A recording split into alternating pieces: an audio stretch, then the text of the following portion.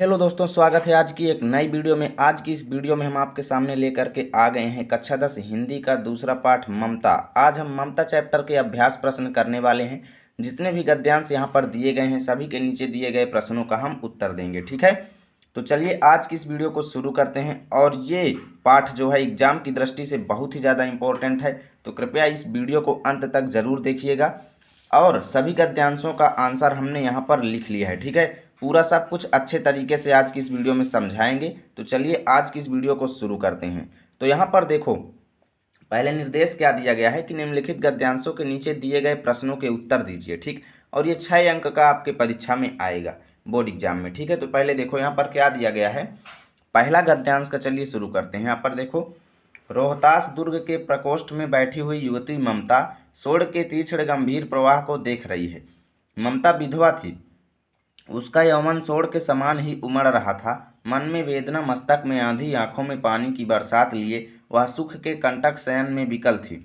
वह रोहतास दुर्गपति के मंत्री चूड़ामणि की अकेला दुहिता थी।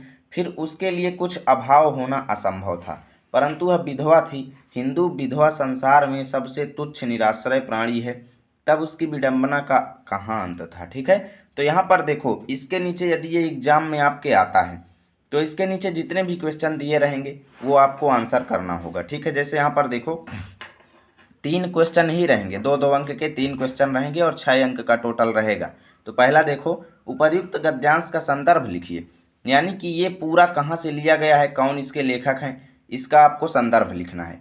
तो संदर्भ कैसे लिखा जाता है, चलिए देखिए, मैं पहले वाले का आपको बताता हूँ पूरा आंसर, ठीक है। तो यहाँ पर देखो क्या दिया गया है, ममता चैप्टर का ये पूरा प्रत्येक गद्यांश का हमने लिख लिया है, ठीक है। प्रत्येक गद्यांश का एक एक चीज़ एग्जाम में कैसे आपको लिखना है पूरा अच्छे से बताया गया है, ठीक है। एग्जाम में यदि ये गद्यांश आता है तो सर्वप्रथम आपको प्रश्नोत्तर डालने के बाद यहाँ पर नंबर जो हो उसको डाल दीजिए। उसके बाद शुरू के जो 2 शब्द हों, जैसे यहाँ पर देखो रोहतास दुर्ग, तो रोहतास दुर्ग लिखने के बाद डैश डैश डैश करके अंत के जो 2 शब्द हों उनको लिख दीजिए, जैसे अंत था, ठीक है। तो अंत था लिख दिया। उसके बाद क्या करना है, प्रश्न पहले का आंसर आपको देना है। तो यहाँ पर जैसे पहला क्या कह रहा है, पहला प्रश्न कह रहा है कि उपयुक्त गद्यांश का संदर्भ लिखो।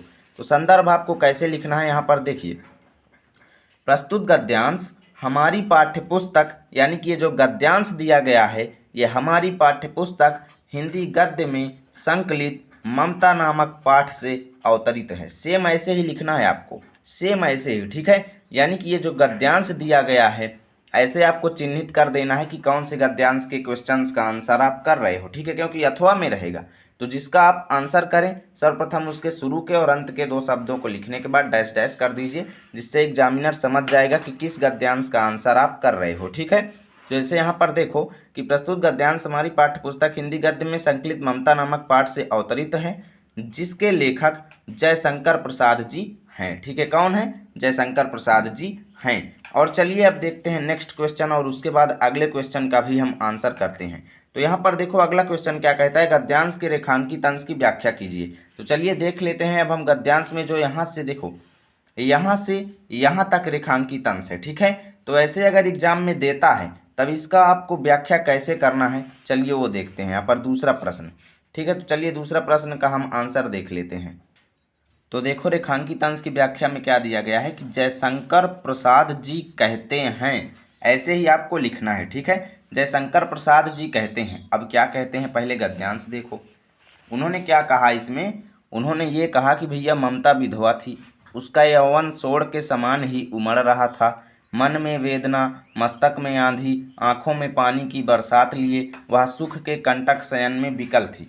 तो इतना अगर आता है तो कैसे लिखेंगे, चलिए देखते हैं। यहाँ पर जयशंकर प्रसाद जी कहते हैं कि ममता विधवा स्त्री थी, ऐसे आपको लिखना है, ठीक है। शुरू में इतना जोड़ देना है अपने मन से, जयशंकर प्रसाद जी कहते हैं कि ममता विधवा स्त्री थी, अर्थात ममता के पति की मृत्यु जो युवावस्था में ही हो गई थी, ठीक है। ममता के जो पति थे उनकी मृत्यु युवावस्था में ही हो गई थी। अब क्या हुआ कि जब उसके पति मर गए तब क्या हुआ कि ममता का जो यौवन था वो सोन नदी, यानी कि जो ममता का घर था वहीं पास में सोन नदी बह रही थी, ठीक है। तो सोन नदी अत्यंत गंभीर और तीक्ष्ण जो है, तीक्ष्ण वेग से जो है वो सोन नदी बह रही थी। तो ऐसे ही ममता की जो युवावस्था में सोन नदी के समान ही वो गंभीर प्रतीत हो रही थी। ठीक, जो ममता थी वो, उसका यौवन जो है वो सोन नदी के समान ही गंभीर प्रतीत हो रहा था। ठीक है, ऐसे ही आपको व्याख्या लिखना है। और आगे क्या लिखना है, ममता के मन में दुख, देखो मन में यहाँ पर क्या दिया गया है, जो यहाँ पर देखो गद्यांश में दिया गया है कि मन में वेदना, यानी कि मन में दुख और मस्तक में आंधी। अब इसका मतलब क्या है, देखो मस्तक में आंधी का मतलब यहाँ पर क्या लिखा गया है कि मस्तिष्क में उदासी रूपी आंधी, यानी जब ममता के पति की मृत्यु हो गई तो उनके मन में दुख था। ठीक है, उनके मन में दुख, अत्यंत अपार दुख था। तो ममता के मन में दुख, मस्तिष्क में उनके उदासी रूपी आंधी छाई हुई थी। ठीक, तथा आंखों से प्रेम के आंसू जो है वो निकल रहे थे, क्योंकि उनके पति की मृत्यु हो गई थी। तो ममता के आंखों से प्रेम रूपी आंसू जो है वो बह रहे थे, अर्थात दुख व्यक्त कर रहे थे, तथा वह पति के वियोग में व्याकुल थी। ठीक है, तो इतना व्याख्या आपको लिख देना है। अगर ये गद्यांश आता है सेम ऐसे ही लिखना है, आपको फुल मार्क्स मिलेगा, कोई दिक्कत नहीं। ठीक है, अब यहाँ पर देखो अगला प्रश्न क्या कहता है, उपर्युक्त गद्यांश में हिंदू विधवा की स्थिति कैसी है। तो यहाँ पर यदि आप देखें तो साफ साफ लिखा गया है, हिंदू विधवा संसार में सबसे तुच्छ निराश्रय प्राणी है, तब उसकी विडंबना का कहाँ अंत था। तो यहाँ पर देखो इसका आपको बना करके कैसे लिखना है, सब गद्यांश में ही आपको मिलेगा। जैसे देखो तीसरा प्रश्न का आंसर, संसार में हिंदू विधवा प्राणी को एक तुच्छ तथा निराश्रय प्राणी मानते हैं, यानी जो हिंदू लोग हैं वो विधवा स्त्री हो या कोई भी हो उसको वो क्या करते हैं, एक तुच्छ तथा निराश्रय प्राणी मानते हैं। इतना आपको ऐसे आंसर में लिख देना है और इतने में आपका 6 नंबर एकदम कन्फर्म है दोस्तों, इसमें कोई दिक्कत नहीं। ठीक है, तो चलिए देखते हैं अब हम नेक्स्ट गद्यांश को। तो देखो दोस्तों दूसरा गद्यांश क्या है, हे भगवान तब के लिए विपद के लिए इतना आयोजन, परम पिता की इच्छा के विरुद्ध इतना साहस, पिताजी क्या भीख न मिलेगी। क्या कोई हिंदू भूपृष्ठ पर बचा न रह जाएगा जो ब्राह्मण को 2 मुट्ठी अन्न दे सके। यह असंभव है, फेर दीजिए पिताजी, मैं कांप रही हूँ, इसकी चमक आंखों को अंधा बना रही है। मूर्ख है कहकर चूड़ामणि चले गए। ध्यान दीजिएगा, यहाँ पर देखो तो रेखांकित अंश 2 जगह दिया है, यहाँ से यहाँ तक। ठीक है, और यहाँ से यहाँ तक, तो रेखांकित अंश 2 जगह दिया गया है। अब मान लीजिए कि एग्जाम में यहाँ से हटा करके कहीं दूसरे जगह रेखांकित अंश दे दे, तब उसकी व्याख्या आप कैसे करेंगे। इसलिए मैं पूरे गद्यांश की व्याख्या आपको बता रहा हूँ कि कहीं पर भी रेखांकित अंश दे दे तब आप उसकी व्याख्या कर पाओ। ठीक है, फिर उसके बाद जो हम लिखे हुए हैं कि एग्जाम में कैसे लिखना है उस पर भी हम इसका देखेंगे। ठीक है, जैसे देखो उपर्युक्त गद्यांश का संदर्भ लिखो। तो संदर्भ तो पूर्ववत रहेगा कि प्रस्तुत गद्यांश हमारी पाठ्यपुस्तक हिंदी गद्य में संकलित ममता नामक शीर्षक से अवतरित है, जिसके रचयिता जिसके लेखक, ठीक है, जिसके लेखक जयशंकर प्रसाद जी हैं। सिंपल सा, इससे 2 नंबर आपको मिल जाएगा। उसके बाद गद्यांश के रेखांकित अंश की व्याख्या। तो पहले देखिए, चलिए हम पहले आपको रेखांकित अंश की व्याख्या दिखा देते हैं, उसके बाद फिर हम पूरा आपको दिखाएंगे। तो यहाँ पर देखो गद्यांश में शुरू में जो 2 शब्द हैं हे भगवान, तो हमने यहाँ पर हे भगवान लिख दिया। उसके बाद अंत के जो चले गए, तो यहाँ पर देखो बना रही है, यहाँ तक हम लिख दिए हैं। ठीक है, यहाँ पर हमें चले गए लिखना चाहिए था। ठीक है, इसके लिए सॉरी। चलो अब देखो हम क्या करते हैं, रेखांकित अंश की व्याख्या करते हैं। जो यहाँ से यहाँ तक रेखा खींची गई है और यहाँ से यहाँ तक रेखा खींची गई है, केवल उसी अंश का व्याख्या करना है जितने में रेखा खींची गई है। हमें पूरे गद्यांश की व्याख्या नहीं लिखना है। ठीक है, बेफालतू में हमें टाइम बर्बाद नहीं करना है, केवल उतने का ही करना है जितने में रेखा खींची गई है। तो यहाँ पर देखो रेखांकित अंश में क्या है, हे भगवान तब के लिए विपद के लिए इतना आयोजन, परमपिता की इच्छा के विरुद्ध इतना साहस। अब इसका अर्थ क्या है, देखो ममता के पिता जो थे, कौन थे, चूड़ामणि। ममता के पिता कौन थे, चूड़ामणि ने सेवकों से लिए गए स्वर्ण को, यानी सेवकों से उन्होंने घूस स्वरूप में सोने के सिक्के लिए थे। क्या लिए थे, सोने के सिक्के, और उसको एक थाली में रख करके वो ममता को देने के लिए गए थे। ठीक है, आगे आने वाले युगों के लिए इतना उन्होंने मतलब व्यवस्था कर रहे थे। तो ममता के पिता चूड़ामणि ने सेवकों से लिए गए स्वर्ण को जब ममता को देने लगे तो क्या हुआ, ममता आश्चर्यचकित हो गई। भैया ममता आश्चर्यचकित हो गई और क्या कहने लगी, और अपने पिता से कहती है, क्या कहती है कि आगे आने वाले युगों के लिए, आगे आने वाले युगों के लिए पहले से ही इतनी व्यवस्था, क्या कहती है कि हे पिताजी आगे आने वाले युगों के लिए आप पहले से ही इतनी व्यवस्था कर रहे हो। आप क्यों कर रहे हो पहले से इतनी व्यवस्था, ठीक है। क्या आने वाले युगों में हमें भिक्षा भी नहीं मिलेगी? अगर हम किसी से मांगेंगे 2 मुट्ठी अन्न भी या कुछ भी चीज़ें मांगेंगे तो क्या हमें मिलेगा नहीं, जो आप पहले से इतनी व्यवस्था कर रहे हो, ठीक है। और आगे देखो गद्यांश में क्या दिया गया है यहाँ पर, फेर दीजिए पिताजी, मैं कांप रही हूँ, इसकी चमक आंखों को अंधा बना रही है। तो अब इसका अर्थ क्या है? देखो ममता ने यहाँ पर साफ साफ कहा अपने पिता से कि देखो ममता अंत में अपने पिता के द्वारा दी गई भेंट को अस्वीकार कर रही है। क्या कर रही है? अस्वीकार कर देती है, यानी वो सोने के सिक्के लेने के लिए एग्री नहीं होती है और कहती क्या है कि पिताजी मैं इस भेंट को स्वीकार नहीं कर सकती। अब स्वीकार नहीं करने का कारण क्या है भैया? देखो क्योंकि इसकी चमक जो है अत्यंत तीव्र है, अत्यंत तीव्र है और वो उसको अंधकार में ले जा रही थी, अर्थात अंधी बना रही थी। मतलब उसके अंदर के गुणों को ये नष्ट कर देता, घूस का लिया गया पैसा जो था। इसलिए उसने उस भेंट को स्वीकार बिल्कुल भी नहीं किया, ठीक है। तो ऐसे ही सेम आपको लिखना है, आपको पूरा नंबर मिलेगा, एक भी नंबर कटने की कोई चांसेस नहीं, ठीक है। चलो देखो अगला प्रश्न क्या कह रहा है।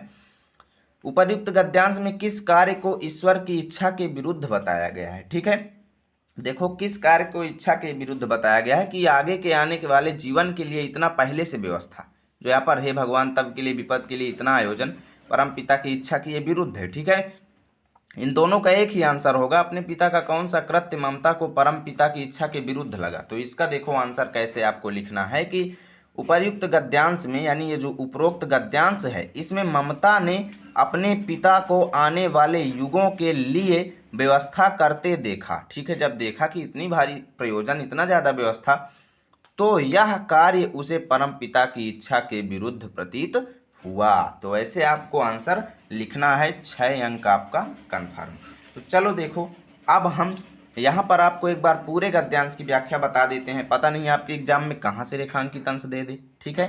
तो इससे आपका जो है व्यवस्था जो है, पहले आपको विकल्प की जगह पर सब व्यवस्था रहना चाहिए कि कहीं से भी दे दे तो आपके अंदर उतनी क्षमता हो कि आप कर सको, ठीक है। जैसे देखो जब ममता के पिता चूड़ामणि ने ममता को जो सेवकों से लिए गए घूस का पैसा था, जब उसे देने गए तो ममता ने क्या कहा, जब ममता जो थी वो आश्चर्यचकित हो गई और क्या कहती है कि हे पिताजी आगे आने वाले युगों के लिए इतना ज़्यादा, मतलब हे भगवान का मतलब ये है कि वो आश्चर्यचकित हो जाती है, ठीक है। हे भगवान का मतलब कि वो आश्चर्यचकित हो जाती है और अपने पिता से कहती है कि हे पिता आगे आने वाले युगों के लिए, विपद के लिए इतना ज़्यादा व्यवस्था, इतनी ज़्यादा आयोजन, क्या परम पिता की इच्छा के विरुद्ध इतना साहस? यानी कि परम पिता जो हैं उनके इच्छा के विरुद्ध तुम इतना काम कर रहे हो कि आगे आने वाले युगों के, मतलब देखो परम पिता की इच्छा का मतलब कि उनके ऊपर इतना तो विश्वास रखो कि अगर आगे आने वाला जीवन है तो वो तुम्हें जरूर, मतलब तुम्हारी आवश्यकताओं को पूरा जरूर करेंगे, लेकिन तुम उनकी इच्छा के विरुद्ध इतना काम कर रहे हो। ये जो है ये काम उनको ज़्यादा खराब लगा ममता जी को, ठीक है। अपने पिता का ये कृत्य जो है अत्यंत जो है इच्छा के विरुद्ध लगा। और फिर क्या हुआ कि पिताजी क्या भीख ना मिलेगी? ममता कहती है अपने पिता से कि क्या आगे आने वाले युगों में यदि हम भीख मांगेंगे एक दूसरे से तो क्या हमें नहीं मिलेगा? क्या कोई ऐसा व्यक्ति नहीं बचा रह जाएगा जो हमें 2 मुट्ठी अनाज दे सकेगा? बिल्कुल देगा भाई, ऐसा तो है नहीं कि कोई नहीं देगा। इसलिए वो क्या कहती है कि यह असंभव है, आप इस काम को करना बंद कर दीजिए, यह काम असंभव है और इसे मैं नहीं ग्रहण कर सकती, फेर दीजिए, मतलब इसको ले जाइए, मैं कांप रही हूँ, इसकी जो चमक है, मैं इसके डर से जो है, इसके मतलब कि ये जो अंधकार मेरे ऊपर आएगा, इस वजह से मैं इसको नहीं लेना चाहती हूँ, ठीक है। इतना कह करके वो अपने पिता को कह देती हैं, तो क्या कहती हैं, तू मूर्ख है, और इतना कह करके वो चले जाते हैं, ठीक है। फिर वो भेंट का पैसा ममता स्वीकार नहीं करती, ठीक है। तो अब यहाँ पर देखो अगला क्या कहता है कि गला सूख रहा है, साथी छूट गए हैं, अश्रु गिर पड़ा है, इतना थका हुआ हूँ, इतना कहते कहते वह व्यक्ति धम्म से बैठ गया और उसके सामने ब्रह्मांड घूमने लगा। स्त्री ने सोचा यह विपत्ति कहाँ से आई, उसने जल दिया, मुगल के प्राणों की रक्षा हुई। वह सोचने लगी सब विधर्मी दया के पात्र नहीं, मेरे पिता का वध करने वाले आतताई घृण से उसका मन जो है वो विरक्त हो गया, ठीक है। स्वस्थ होकर मुगल ने कहा माता तो फिर मैं चला जाऊं? स्त्री विचार कर रही थी, मैं ब्राह्मणी हूँ, मुझे तो अपने धर्म अतिथि देव की उपासना का पालन करना चाहिए, परंतु यहाँ नहीं नहीं, सभ्य धर्मी दया के पात्र नहीं, परंतु यह दया तो नहीं, कर्तव्य करना है। तब देखो अब आगे देखो अब यहाँ पर देखो 3 क्वेश्चन दिए गए हैं, ठीक है। प्रस्तुत गद्यांश का संदर्भ लिखिए। तो संदर्भ तो सभी में आपको सेम ही लिखना है, जो होगा सभी में सेम होगा, ठीक है। तो संदर्भ आपको वही लिख देना है। उसके बाद क्या करना है, गद्यांश के रेखांकित अंश की व्याख्या। तो रेखांकित अंश की व्याख्या कैसे करना है मैं आपको दिखाता हूँ। तो यहाँ पर देखो जो रेखांकित अंश है वो सब विधर्मी से लेकर के विरक्त हो गया तक है, ठीक है। तो अब देखो पहले मैं आपको पूरे का बता देता हूँ, ठीक है। गला सूख रहा है, साथ ही छूट गए हैं, अश्रु गिर पड़ा है, इतना थका हुआ हूँ, इतना। एक मुगल शासक था, ठीक है, एक मुगल शासक था। वो कहीं युद्ध लड़ने गया था। तो युद्ध में गया था तो क्या हुआ कि उसका जो है उसकी हार हो गई और वो भाग रहा था, ठीक है। जान बचाने के लिए वो भाग रहा था और उसके पीछे जो उसके दुश्मन थे वो लगे हुए थे। तो भाग रहा था तो गली में उसे ममता का घर मिला। तो उसने ममता से क्या कहा कि हे माता, गला सूख रहा है, मेरा गला जो है पानी पीने की ख्वाहिश में अत्यंत सूखा जा रहा है, साथी छूट गए हैं, मेरे साथी जो हैं वो मुझे छोड़कर चले गए हैं, अश्रु गिर पड़ा है, मेरा घोड़ा जो है वो चोटिल हो गया है, अर्थात वो गिर पड़ा है, यानी वो भी थक गया है, उसके भी पीड़ा हो रही है, वो गिर पड़ा है, इतना थका हुआ हूँ, इतना मैं बहुत ही ज़्यादा थक गया हूँ, ठीक है। वो कहते हैं इस प्रकार।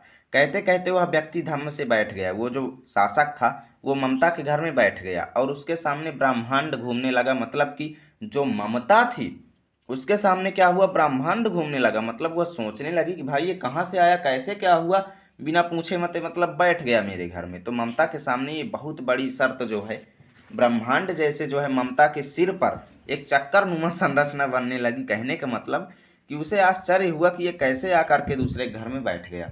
अब आगे क्या हुआ, स्त्री ने सोचा यह विपत्ति कहाँ से आई। देखो ममता ने फिर क्या सोचा कि अरे भैया ये मुसीबत कहाँ से आ गई। उसने जल दिया, मुगल के प्राणों की रक्षा हुई। तब उसने उस मुगल शासक को थोड़ा पानी दिया जिसे वो पिया और अपने प्राणों की रक्षा उसने कर लिया। वह सोचने लगी सब विधर्मी दया के पात्र नहीं। फिर ममता क्या सोचती हैं कि यार जितने भी अधर्म वाले व्यक्ति हैं, जो धर्म की मान्यता नहीं करते हैं, उन सब के साथ जो है दया नहीं किया जा सकता। केवल कुछ व्यक्ति ही ऐसे हैं जिनके ऊपर दया करना संभव है, लेकिन सभी के ऊपर दया नहीं किया जा सकता, क्योंकि इसी प्रकार का एक व्यक्ति ने ही मेरे पिता का वध किया था, ठीक है। तो ये बात जब उसने ध्यान किया कि इसी प्रकार के एक व्यक्ति ने मेरे पिता का वध किया, तो जो है उसका मन एकदम मतलब हट गया कि वह नहीं चाहती थी कि उस मुगल शासक की वो मदद करे, क्योंकि उसके पिता का अंत भी एक इसी प्रकार के शासक ने ही किया था। तो उसका मन जो था वो विरक्त हो गया और वो तनिक भी नहीं चाहती थी कि मैं उसकी मदद करूं। लेकिन हुआ क्या कि स्वस्थ होकर के मुगल ने कहा माता तो फिर मैं चला जाऊं। जो मुगल था जब पानी पिया तो हल्का उसकी शरीर स्वस्थ हुई और फिर उसने कहा माता मैं अब जा रहा हूँ आपका घर छोड़ के। तो स्त्री विचार कर रही थी, तो जो ममता थी वो सोच रही थी कि मैं ब्राह्मणी हूँ, मैं ब्राह्मण जाति की हूँ और मुझे तो अपने धर्म अतिथि देव की उपासना का पालन करना चाहिए। मतलब जो मेहमान लोग आए वो एक देव की भांति है और उनका हमें सेवा सत्कार करना चाहिए, ममता सोच रही है। परंतु यहाँ नहीं, परंतु क्या सोचती है कि नहीं नहीं, मैं इसकी सेवा भावना नहीं कर सकती, क्योंकि सभी भी धर्मी दया के पात्र नहीं हो सकते। सभी व्यक्ति जो हैं वो दया लेने योग्य नहीं हैं, सबके ऊपर दया करना संभव नहीं है। परंतु यह दया तो नहीं, कर्तव्य करना है। तब ममता क्या सोचती है कि पर यहाँ पर ये जो व्यक्ति आया है इसमें तो मुझे कोई दया करने वाली बात ही नहीं है, क्योंकि मैंने इसके साथ किया ही क्या है, मैंने इसको थोड़ा सा पानी दिया है, कर्तव्य करना है, ये कोई दया वाली बात नहीं है। तब उसके बाद यहाँ पर क्वेश्चन मार्क लगा हुआ है। अब देखो इसके रेखांकित अंश की जो यहाँ से यहाँ तक की व्याख्या आपको कैसे लिखना है मैं सब कुछ बताता हूँ, ठीक है। संदर्भ देखो पहले तो आपको इस तरीके से लिख देना है, तब तक संदर्भ में पूर्ववत लिख देना है, कोई दिक्कत नहीं। रेखांकित अंश की व्याख्या कैसे लिखना है देखो, जब मुगल ने ममता से मदद करने के लिए कहा कि मुझे थोड़ा पानी पिलाओ, मेरी तबीयत बहुत ख़राब है, मैं थक गया हूँ, ठीक है। तब ममता सोचने लगी, यह ममता टेंशन में पड़ गई कि सभी व्यक्तियों के ऊपर दया करना उचित नहीं है, यानी जितने भी व्यक्ति हैं उनके ऊपर दया करना उचित नहीं है। उसने सोचा कि इसी प्रकार एक व्यक्ति ने मेरे पिता का अंत किया था, ठीक है। ममता टेंशन में पड़ गई कि इसी प्रकार के एक व्यक्ति ने मेरे पिता का भी अंत किया था, इसलिए उसका मन ग्लानि से भर गया। जो ममता थी जब उसे समझ आया कि उसके पिता का भी अंत इसी प्रकार हुआ था, तो उसका मन जो था वो विरक्त हो गया, ग्लानि से भर गया और उसका मन उस मुगल के ऊपर विश्वास करने के लिए तैयार नहीं हो रहा था। ठीक है, इतना आपको लिख देना है। उसके बाद देखो भैया अगला क्वेश्चन क्या कह रहा है, मैं बुक पलट देता हूँ पहले। तो यहाँ पर देखो अगला क्वेश्चन है, स्त्री किस धर्म के पालन के विषय में चर्चा कर रही थी। ठीक है, तो वो अतिथि देव उपासना के बारे में चर्चा कर रही थी। तो यहाँ पर देखो ममता विचार कर रही थी कि मुझे अपने अतिथि देव की उपासना के धर्मों का पालन करना चाहिए। सिंपली इतना आपको लिख देना है। ठीक है, ये इसका आंसर हो जाएगा। 6 अंक आपका इसमें तैयार हुआ।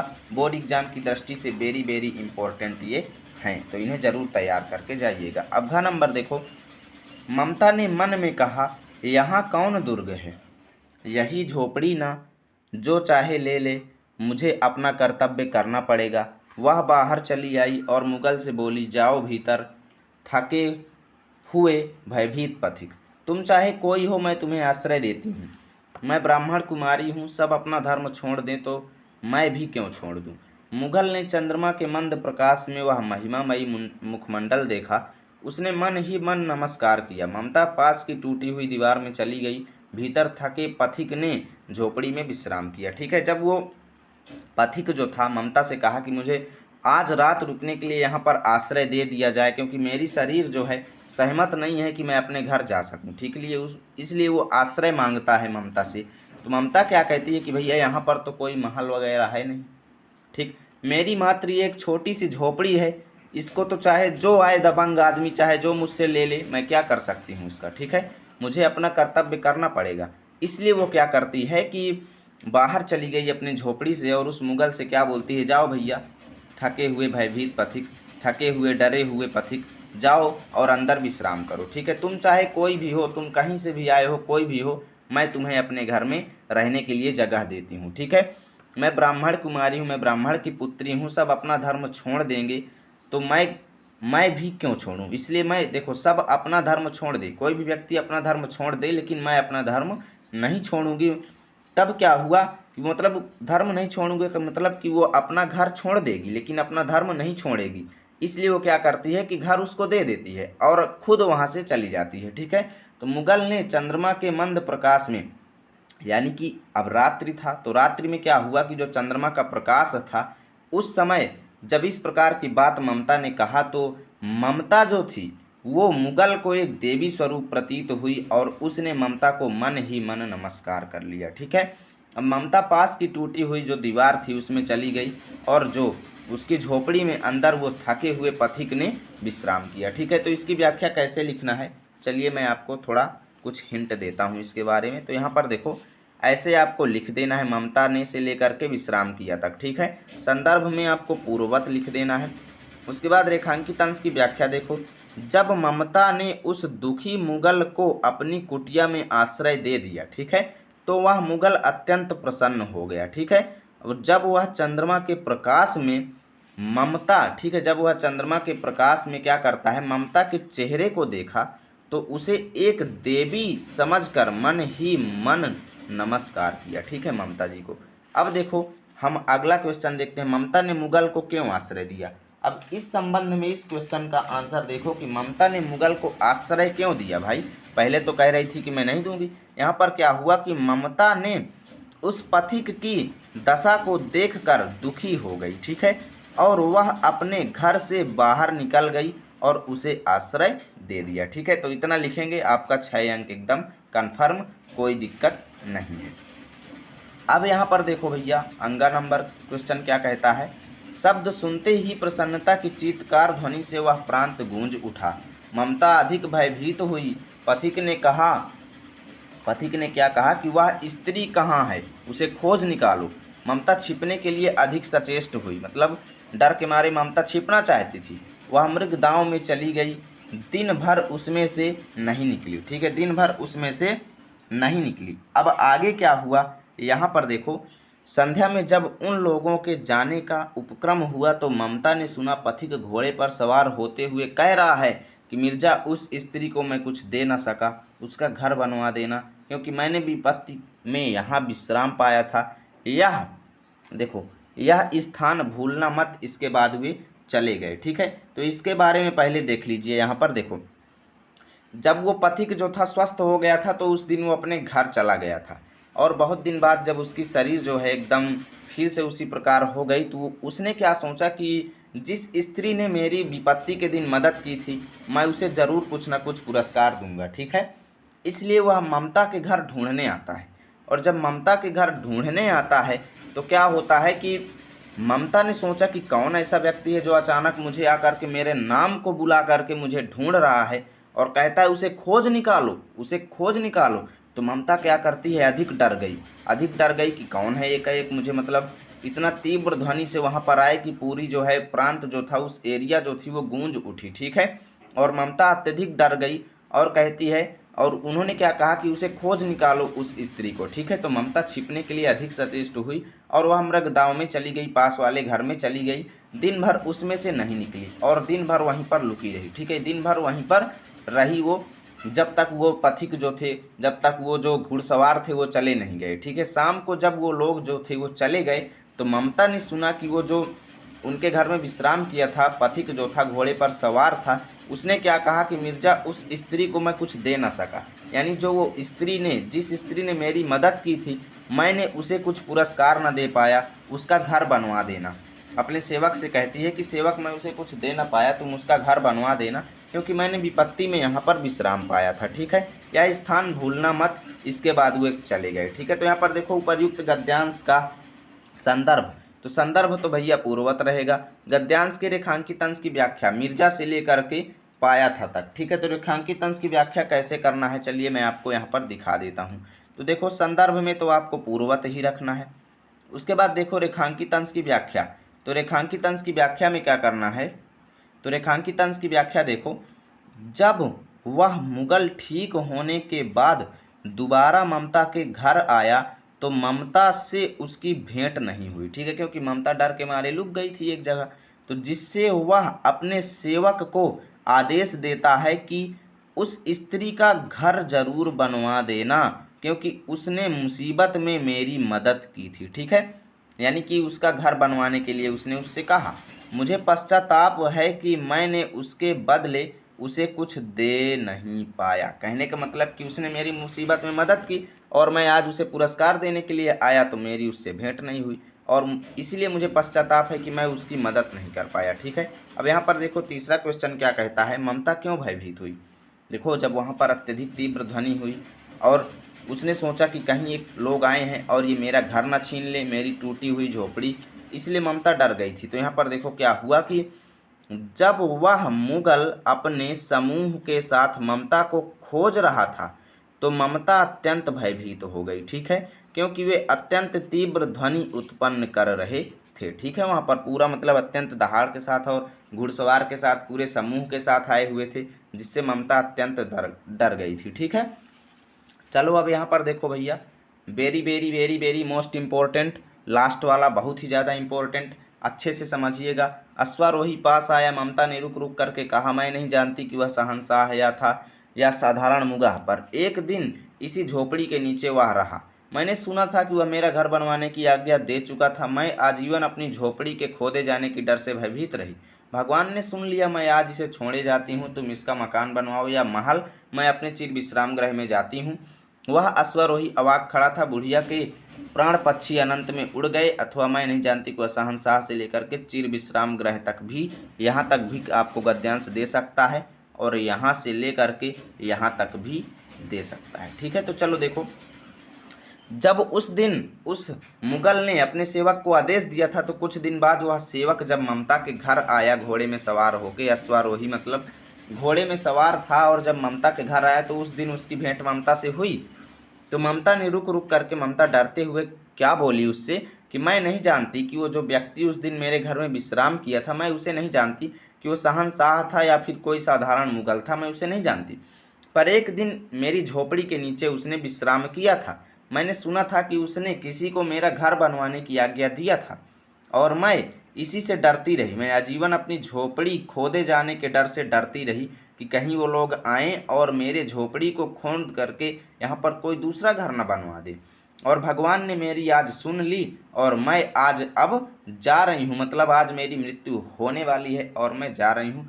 तब तुम इसका मकान बनाओ या महल, मैं अपने चिर विश्राम गृह में जा रही हूँ। चिर विश्राम गृह में मतलब उसका जो है वो स्वर्गवासी होने वाली है, ठीक है। तो चिर विश्राम गृह में जा रही हूँ, तो वह अश्वारोही अवाक खड़ा था। वो अश्वारोही जो था वो सोच में पड़ा हुआ था और वैसे ही खड़ा था। बुढ़िया के प्राण पक्षी जो थे वो अनंत में उड़ गए, मतलब कि बूढ़ी जो ममता थी उसकी मृत्यु हो गई, ठीक है। तो अब यहाँ पर देखो गद्यांश का संदर्भ लिखिए, तो मैं आपको सब कुछ दिखाता हूँ यहाँ पर।